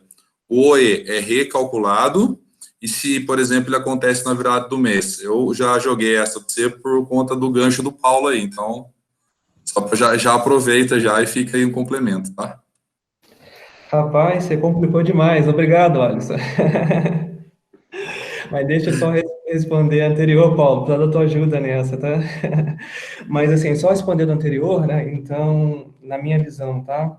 Você tem SKUs, né? Então, você tem vários produtos que passam no equipamento, né? Então, lá, quando você faz a OE, tem o que a gente chama de Master Data. O que é isso? Você estabelece quais são os seus produtos, os seus SKUs lá nos seus produtos, e cada um tem um tempo padrão, tá? Não significa que você vai fazer um dia inteiro em produto só. Você pode estar, né, pela programação do PCB, começa com um produto, na outra hora entrou outro produto, e esse outro produto, o produto B, ele tem um tempo padrão diferente, né? Ele pode ser um tempo maior ou menor. E esse tempo padrão, quer dizer, eu estou falando que o teu tempo padrão planejado dentro do OE, ele vai flutuar em função do produto que está passando, tá? E aí você só começa a descontar em ritmo se o tempo padrão daquele produto começa a dar distorção, que pode ser através de uma mudança de ritmo, né, de maneira consciente, se chegou lá e mudou o ritmo, ou até de inconsciente, né? Você tem uma lista técnica do produto, que você tem lá um tempo de processamento do produto, e ao longo dos anos ninguém fez essa auditoria, que é muito comum isso acontecer, né? Mudou o tempo padrão, não bate com o tempo real, e o OE está te permitindo identificar isso. Alguma coisa está acontecendo aqui. Tá? E geralmente isso, quando você não tem OE, você, há 5 anos atrás, aquele produto, ele tinha um tempo padrão, depois de 5 anos, o processamento mudou o tempo padrão, uma ineficiência do equipamento, alguma coisa que surgiu, uma complexidade, um macete do colaborador, e você não vê isso acontecer. Então, o OE permite assim, ó, nesse master data aqui devia ser nesse tempo padrão e tem algum descolamento aqui, tá? Então, a minha experiência foi no sentido que, no nosso caso, né, nós temos 480 produtos, tá? E a gente não consegue ter o mundo ótimo de PCP, que é só produzir um, depois só produzir outro, né? A gente flutua entre máximo e mínimo várias vezes ao dia. E o OE vai flutuando, né? O planejamento do tempo padrão vai planejando em função do produto. E aí só começa a descontar quando tem um descolamento do tempo padrão daquele produto, tá? Eu não sei se eu fui claro, tá? Mas essa. Agora vamos falar da segunda pergunta aí do Alisson, né? Que é sobre quando o teu sucatamento, o lead time dele, de fato, né? Já passou muito tempo, né? E aí eu estou tentando lembrar, assim, eu não sei qual é o equipamento dele, né? No nosso caso, igual eu comentei contigo, né? Se é no início da cadeia e eu só percebo o sucatamento 2 meses depois, então eu tenho um outro mecanismo, um outro critério de qualidade que é mais imediato, mais online, né? Que ele consegue alimentar o OE num tempo mais curto, né?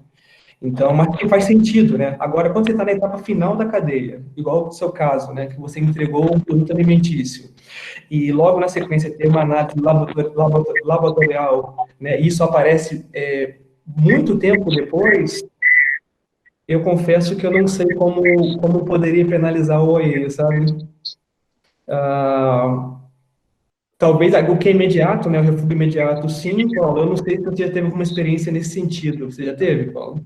Você ou o próprio consultor da VF? Bom, obrigado aí pela pergunta, Alisson, né, o segmento de alimentos aí, mas assim, a minha visão é aquilo que eu já comentei, não tem muito sentido você calcular o OE em base turno, a gente vê muitas empresas fazendo isso, né, mas você tem que fazer ele em base mensal.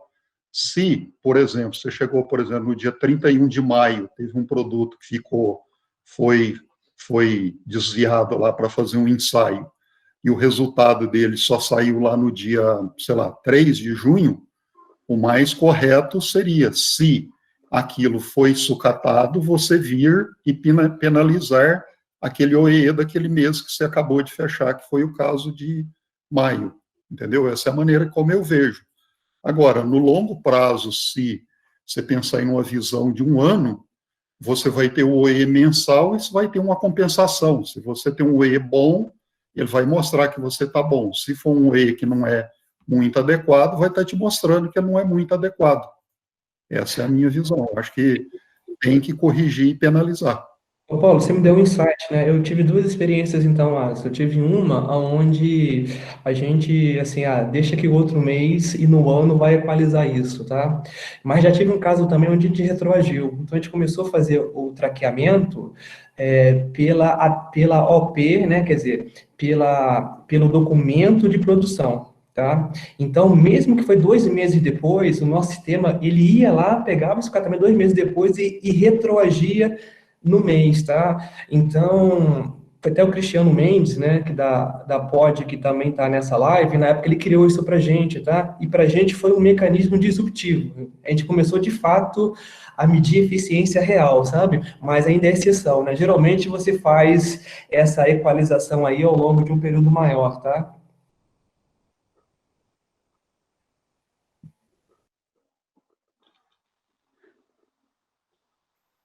Eu posso comentar um pouco rápido? Eu acho assim que tem algumas coisas que a gente não consegue voltar, né? Por exemplo, uma ordem de produção, no nosso caso lá, terminada e contabilizada, a gente não consegue voltar mais. Só que enquanto falando contabilmente, né, enquanto não foi dado o destino, se vai ser perda ou se não vai ser perda, essa ordem, no caso nosso, ela não é fechada. Então, para fins contábeis, ainda dá, essa ordem de produção ela vai ser penalizada. Mas para fins de OAE, no nosso caso lá, a gente vai considerar mesmo o fechamento do mês. A gente não volta, porque tem muita coisa que gira, né? Mas o que o Paulo comentou, que eu acho que é o mais sensato, mas é lógico, a OAE dá muita discussão mesmo, um mês vai se compensar com o outro e depois o anual a gente tem um fechamento legal. Eu acho que é bem por esse caminho também. Beleza? Show de bola. Pessoal, bora para as 9 horas aí. Rodrigo, Roberto, o negócio tá espantando até o frio. Não é à toa que o OE é um tema polêmico, né? Tranquilo aí, Rodrigo? Tem bastante pergunta cabeluda aí, né? Tem. Tá começando a aumentar o nível aí de dificuldade. Os comentários muito bons aí na live, viu? Hoje ninguém vai assistir. Hoje tá bom. Ninguém vai assistir os telejornais, não. As notícias, né? Vou roubar mais 30 minutos de vocês aí. Bom, seguinte. O José Gabriel, ele mandou a seguinte pergunta, também tem relação com isso, acho que é mais para complemento, né? Ele falou o seguinte, que durante a produção, alguns produtos são reprocessados e depois aprovados pela qualidade. Aí a pergunta dele, esses produtos são classificados como bons ou ruins, né? Eles entram no cálculo ou não? Nessa situação, penaliza ou não penaliza?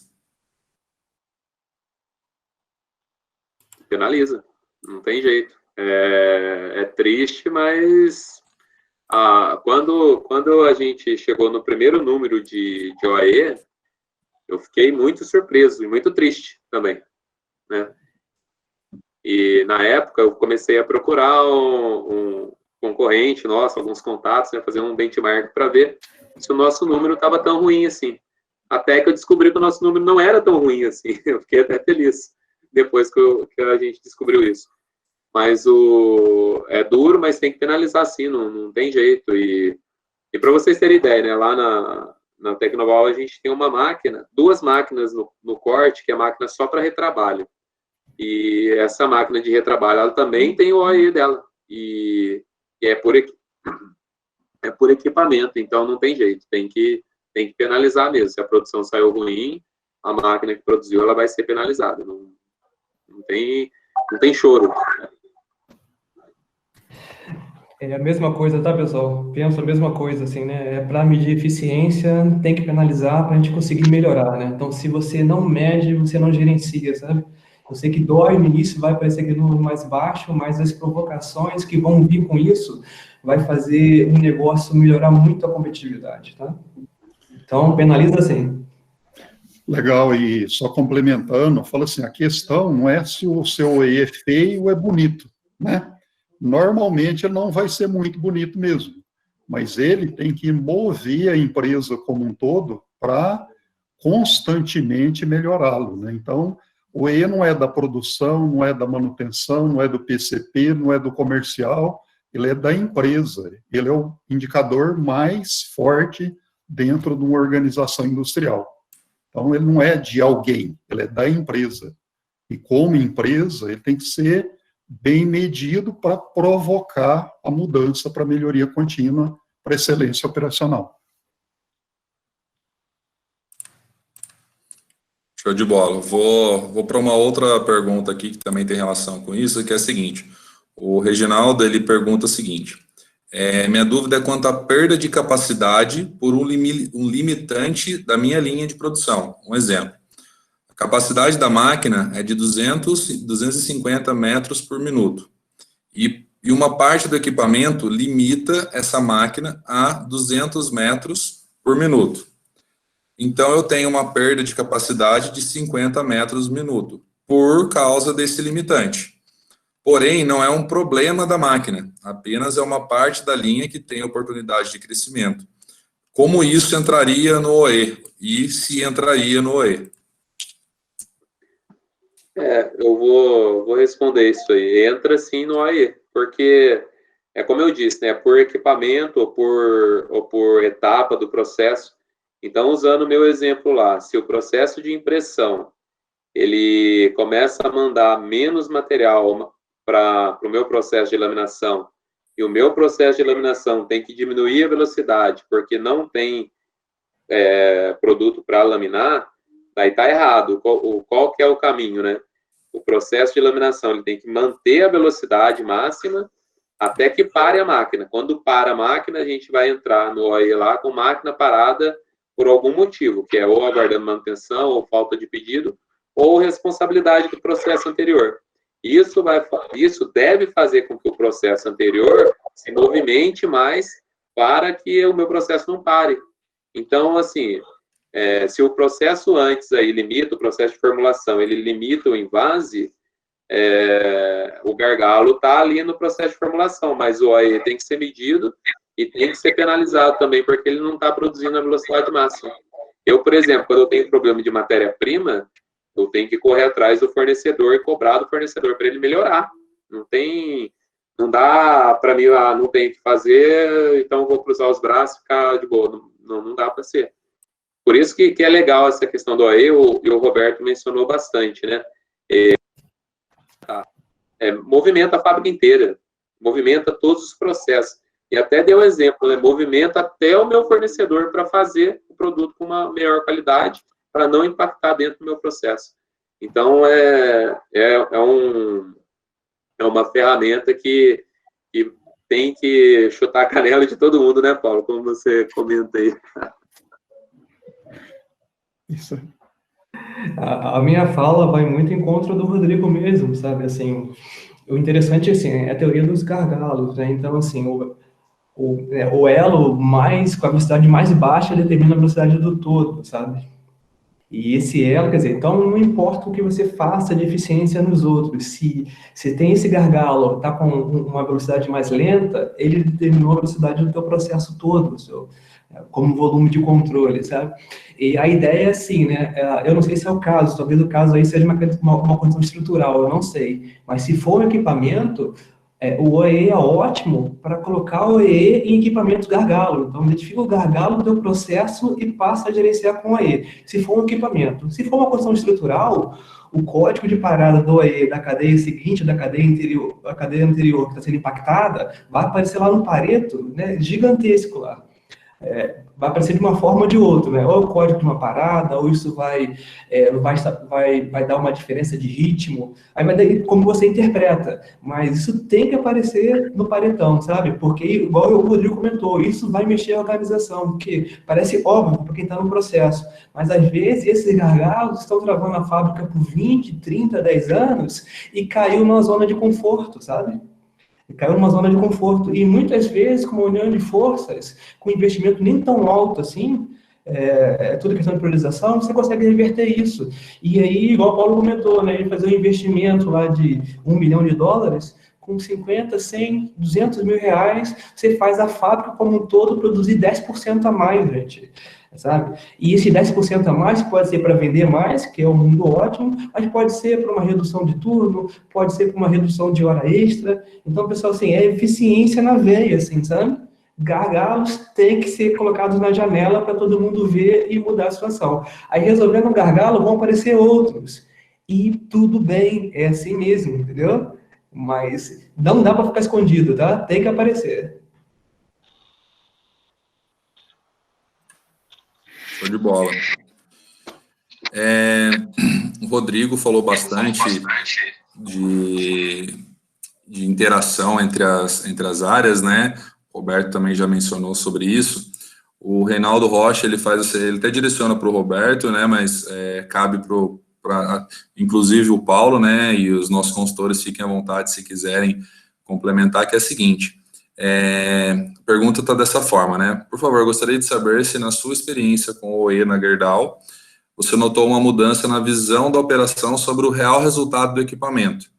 Chegou a gerar uma mudança de mindset na operação, ou seja, todo esse trabalho, tudo isso que vocês compartilharam conosco, todas essas dificuldades, né? Ou melhor, todos esses desafios, né, que vocês encontraram, gerou esse impacto na operação, essa mudança de pensamento, esse direcionamento, que é muito a questão da visão do dono, né, de usar a máquina vamos dizer assim, sugar dela tudo aquilo que ela pode entregar para a gente.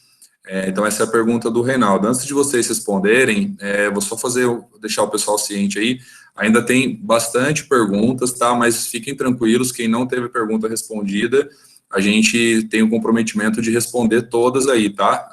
No máximo até segunda-feira, terça-feira aí, ok? Todos vão ter resposta, então estou direcionando essa pergunta aí para o Roberto e para o Rodrigo Chinente aí, porque quando você envolve as pessoas, com certeza o resultado é melhor. Então, o Rodrigo mencionou vários membros da equipe aí, né? E o pessoal até comentou lá no chat, agradecendo ele por mencionar. Então, acho que é uma pergunta bem...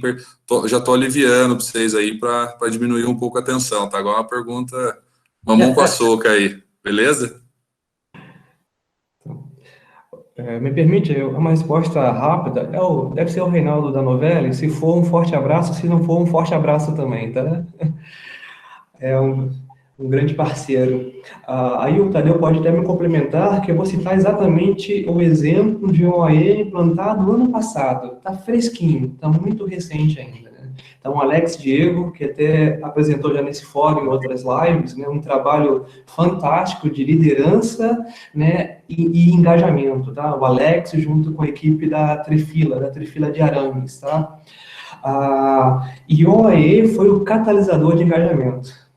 Então, assim, a participação desde o início no planejamento, no diagnóstico, no brainstorming, né, de oportunidades e soluções, envolvendo uma área como um todo, e para mim foi um exemplo, assim, muito, muito bonito de se ver, né, você vê os colaboradores se empoderando do OE, sabe? Não como uma ferramenta top-down, mas eles perceberam, né, que poderia agregar valor, né, produzir com mais leveza, né, de maneira mais tranquila e com mais eficiência, sabe? Então, nessa área, Reinaldo, assim, sim, houve uma mudança de mindset. Né? Então, desde o treinamento com a VF, né, o Tadeu foi o consultor básico, ao apoio de todos os outros consultores, né, de engajamento, envolvimento, com a liderança do Alex Diego, e numa área que ganhou muita coesão, tá? É uma área aí de 120 pessoas, né, que ganhou muita coesão. Sim, houve uma mudança no mindset, tá? E eles conseguiram, eles foram eliminando gargalo após gargalo, e foram se motivando para isso, tá? Então, a equipe definiu os gargalos, ações grandes, ações pequenas, envolvimento de áreas, suportes, e o que houve na área foi uma mudança de mindset, que não é uma coisa muito fácil de acontecer, geralmente é raro, né? Esse foi um exemplo, talvez, mais raro, assim, com a minha vivência pessoal, mas foi um belo exemplo de transformação de mentalidades, tá? Quando eu falo mindset, eu estou falando de crenças, valores e pressupostos, né? E para mim é um case, tá? Pessoalmente me impactou tanto que eu estou levando para a vida, tá? Foi um case de engajamento e liderança. Não sei se o Tadeu que vivenciou isso também, Tadeu, se você quer complementar com alguma coisa. Sim, foi, só validando o que o Roberto está falando, foi um caso, assim, muito bom. O engajamento foi total, foi tão grande o engajamento que chegava a ponto de o operador cobrar o outro. Você não marcou esse tempo aqui, precisa marcar esse tempo aqui. Manutenção participando ativamente também, começou a marcar os tempos, identificar tudo. E foi um resultado, assim, engajamento da equipe toda. Né? Produção, manutenção, engenharia, EPP, PCP. Então, foi, assim, um resultado muito bom. Né? Esses dois projetos que a gente acompanhou durante o ano de 2019 aí, na Trefila de Arame, na TEMEC, foi sensacional o resultado. Né? O time abraçou realmente os projetos e os resultados, sim, foram colhidos e o mais importante, eles foram perpetuados, entendeu? Hoje eles estão servindo de espelho dentro da Gerdau, são outros times de outras áreas, o Roberto pode até validar, laminação, aciaria, estão indo lá ver o que eles fizeram de melhoria, o que eles estão perpetuando para manter isso aí e está servindo de espelho para todo mundo lá. É isso aí. Paulo, o senhor quer complementar alguma coisa aí? Fica à vontade, senhor Paulo. Não, você já falou tudo lá. Eu nunca vi um engajamento tão forte. O Alex apresentou aqui, né, e falou lá dos resultados, né, no começo, lá no workout, já tinha um começo lá de RAID 1K, né, balanceamento de produção, e foi feito, né, o work in process foi caindo, né, e, consequentemente, tudo aquilo que foi fazendo foi aumentando, impactando beneficamente o OEE. Tá do jeito que a gente gostaria? Não, porque até, mesmo antes aí da pandemia, né, começou a faltar pedido, né, que desengargalou todo o processo e tinha uma capacidade muito maior do que eles não estavam conseguindo fazer já há muito tempo, né. Então, a empresa está, essa parte lá, está preparadinha lá para galgar grandes volumes de produção lá, com qualidade. Então, é isso. Tem mais alguma pergunta aí, ô? Falta o Rodrigo aí, compartilhar com a gente. Eu até me lembro do nosso workshop, ele até falou um pouco disso lá num dos momentos, sobre engajamento e a mudança de comportamento, né? E até o José Gabriel, ele mandou aqui um comentário, né? Dizendo assim, né? Se esse tipo de, por exemplo, o OE, que é um KPI, ele entra, por exemplo, nas campanhas motivacionais, por exemplo, PLR, PPR, esse tipo de coisa. E aí, se o Rodrigo puder compartilhar com a gente aí um pouco também. Complementando essa do Gabriel aí, que foi uma boa também, o PPR, ele é importantíssimo nisso também, porque as pessoas da ponta, né, quem está lá, muitos, eles veem mais eles querem ver mais o retorno, né? Muitas vezes a gente discute assim, mas a fábrica está crescendo, está comprando máquina, está assim, mas e a mão de obra, né? Como que está o olhar da direção em relação à mão de obra? Então, hoje a gente tem um PPR lá, algumas metas já formalizadas, e o OE hoje ele ajuda muito a gente a focar, né, nessa meta. E acaba ajudando também o pessoal a se comprometer mais, né?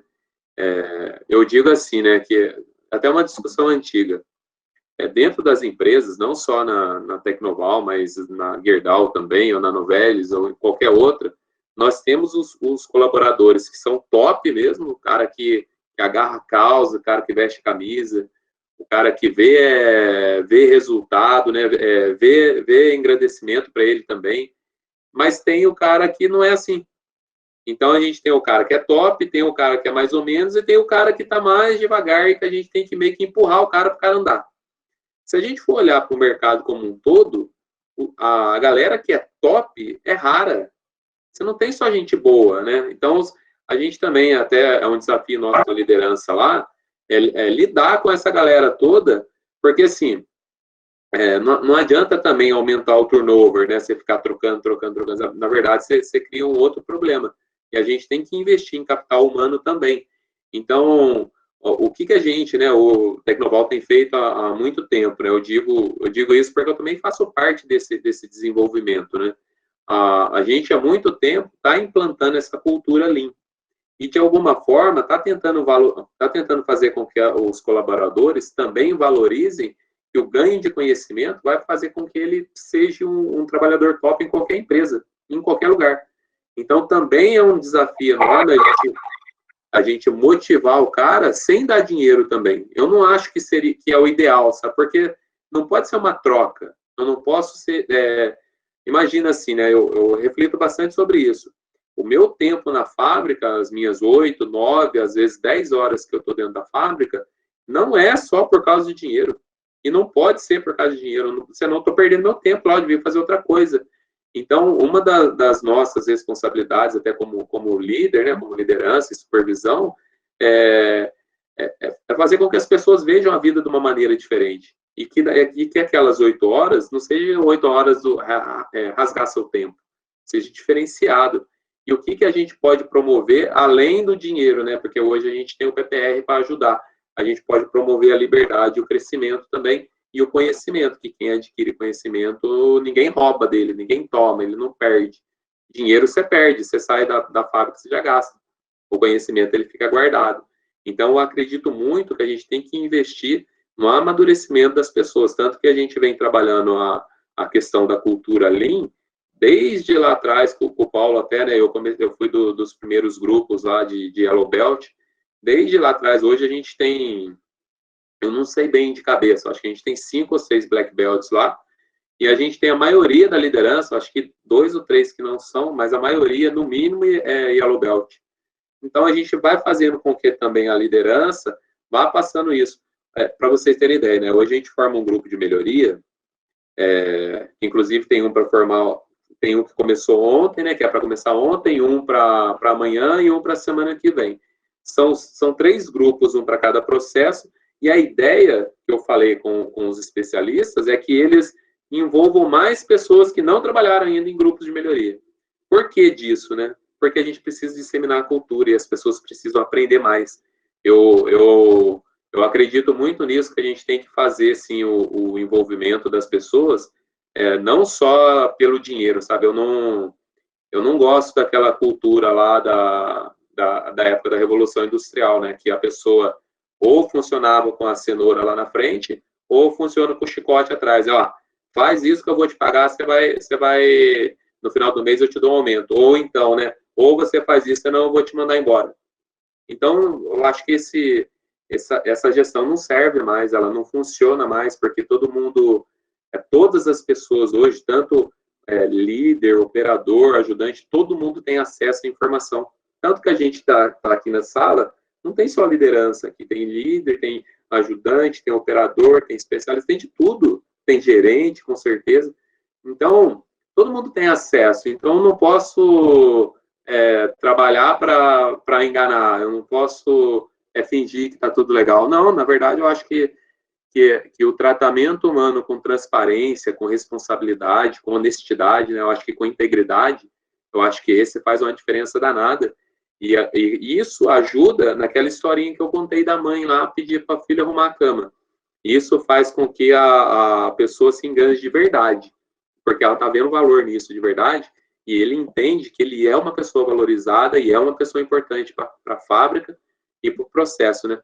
Vocês vejam, por exemplo, essa situação de pandemia aí. A Tecnoval hoje, ela está trabalhando 100%, inclusive a gente está com a demanda até mais alta. Então, hoje, nós que trabalhamos na Tecnoval somos privilegiados.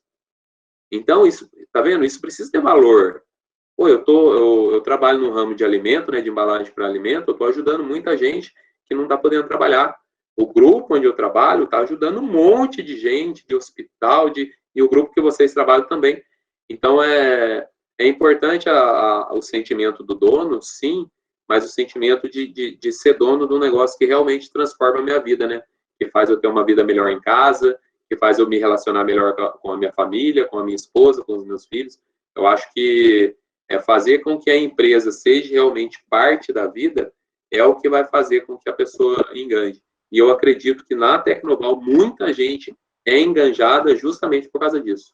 Porque a gente tem uma gestão nesse sentido de lidar, de transparência, de integridade, para fazer com que o processo e as pessoas cresçam, né? Não só máquina, mas pessoas cresçam também e as coisas mudem e, consequentemente, cada vez para melhor. Beleza? Show de bola, Rodrigo. Show de bola. Show de bola. Pessoal, a gente está caminhando aí para o final, né? Já agradeço muito a presença de vocês aí, o Paulo vai falar aí.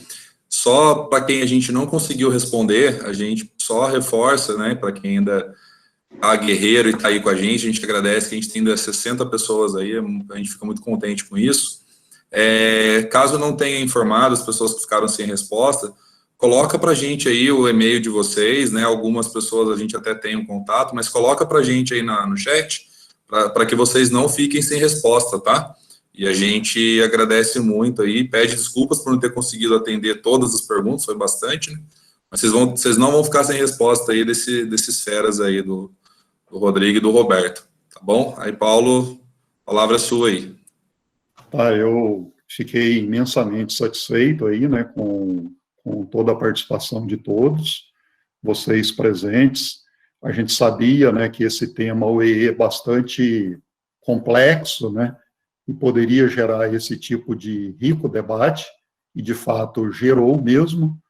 foi até bem tranquilo, até a gente pensava num ambiente forte aí, né, mas todo o pessoal trabalhou direitinho aí, e tem as polêmicas envolvidas, mas, independente das polêmicas envolvidas, o fato é que tem muita oportunidade de melhorar, muito mesmo.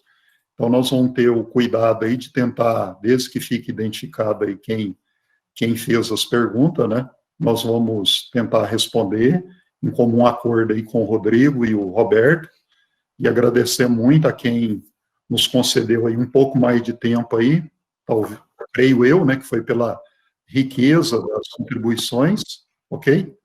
E a gente ficamos muito felizes em nome da VF aí. Se o Roberto aí só dá um alô final aí, o Rodrigo também.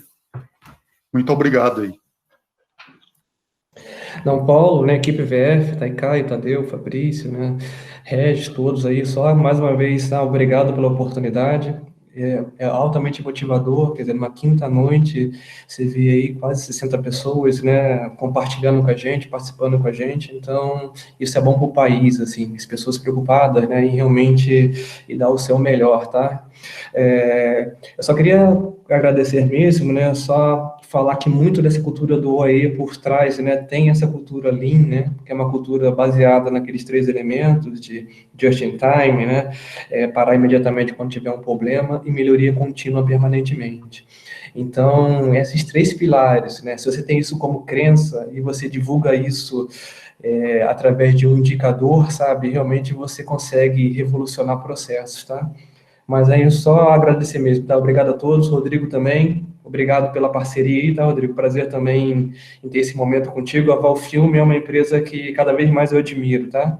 E naturalmente também agradecer algumas pessoas da Gerdau estão também aí, né? Tem um time lá muito guerreiro também, uma liderança muito eficiente, né?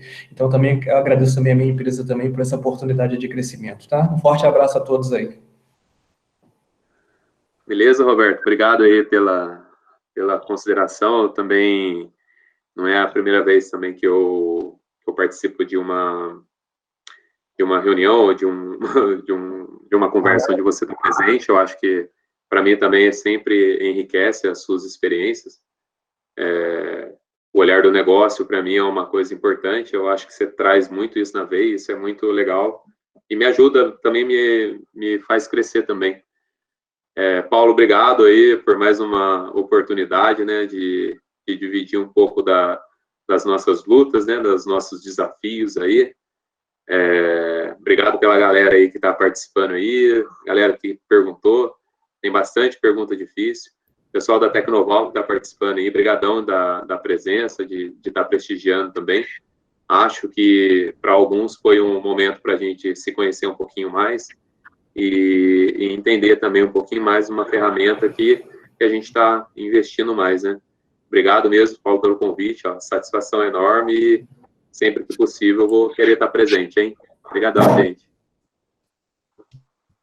Pessoal, e ó, semana que vem tem um outro tema aí, que é FTA, então já fica aí o convite para todos que estão aí com a gente, semana que vem tem mais uma aí, que com certeza vai gerar bastante crescimento e conhecimento para todos, tá? O Fabrício vai conduzir aí uma coisa legal aí com a gente agora. Vai lá, Fabrício. Pessoal, obrigado novamente, Roberto, sempre aí nos prestigiando aí com a experiência, o Rodrigo também, já está há bastante tempo aí que a gente está junto aí nessa jornada, né, para Tadeu, o Caio, os consultores aí também, o Damiani, mais um pessoal que conhece a gente, também quem não nos conhece, né. Muito boa live. Aí bonito aí, ó. Muito boa live. Obrigado pelo convite. Boa noite, pessoal. Obrigado pela presença, hein? Obrigado pelo convite. E um grande abraço.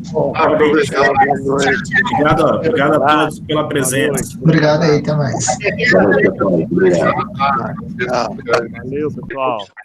Valeu, galera. Valeu, pessoal. Valeu, obrigado. Muito bom mesmo. Obrigado. Tchau, tchau.